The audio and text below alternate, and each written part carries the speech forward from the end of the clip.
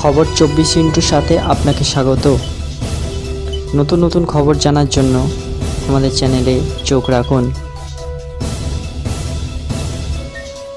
নমস্কার দর্শক বন্ধুরা, খবর 24 সাথে আপনাকে স্বাগত। আগামী 19 এপ্রিল প্রথম দফার নির্বাচন, 7 দিনও আর বাকি নেই। একেবারে শেষ পর্যায়ে প্রস্তুতি তুঙ্গে। কিন্তু প্রথম দফায় নির্বাচনের আগেই কার্যত বড় সাফল্য। 4,650 কোটি টাকা বাজেয়াপ্ত করল নির্বাচন কমিশন, যার মধ্যে শুধুমাত্র 2,069 কোটি টাকার ড্রাগ রয়েছে বলে দাবি নির্বাচন কমিশনের। অবাধ এবং শান্তিপূর্ণ নির্বাচনের আশ্বাস দেন নির্বাচন কমিশনার রাজীব কুমার।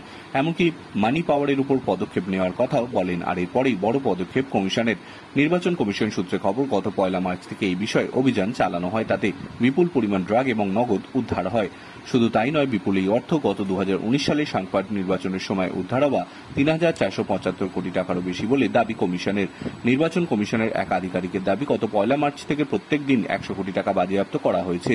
মোট 4,658 কোটি টাকা পুনরুদ্ধারের মাধ্যমে 395 কোটি টাকা নগদ, বাকি 489 কোটি টাকার বেশি মূল্যের মদ রয়েছে।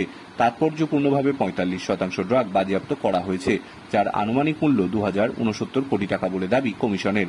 আগামী লোকসভা নির্বাচনে নজিরবিহীনভাবে এনফোর্সমেন্ট ডিরেক্টরকে যুক্ত করে নির্বাচন কমিশন দেশ জুড়ে চলে বিশেষ অভিযান।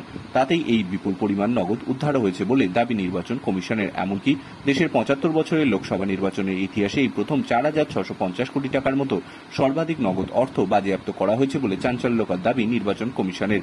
আধিকারিকদের দাবি, বিপুল পরিমাণে এই অর্থ এবং ড্রাগ নির্বাচনের আগে ভোটারদের প্রভাবিত করতেই ব্যবহার করা হচ্ছিল বলে দাবি নির্বাচন কমিশনের। আগামীকালে এই বিষয়ে আরো পদক্ষেপ নেওয়া হবে বলে বার্তা নির্বাচন কমিশনের। বলে রাখা প্রয়োজন, আগামী 19 এপ্রিল প্রথম দফার নির্বাচন হবে। আগামী 1 জুন পর্যন্ত প্রায় 7 দফায় দেশ জুড়ে নির্বাচন চলবে। ফলে প্রকাশ হবে আগামী 4 জুন। তার আগে মানি পাওয়ার এবং মাসেল পাওয়ারের বিরুদ্ধে লড়াই নির্বাচন কমিশনের বড় জয় বলেই মনে করছেন দেশের সাধারণ মানুষ। ব্যুরো রিপোর্ট, খবর 24/7।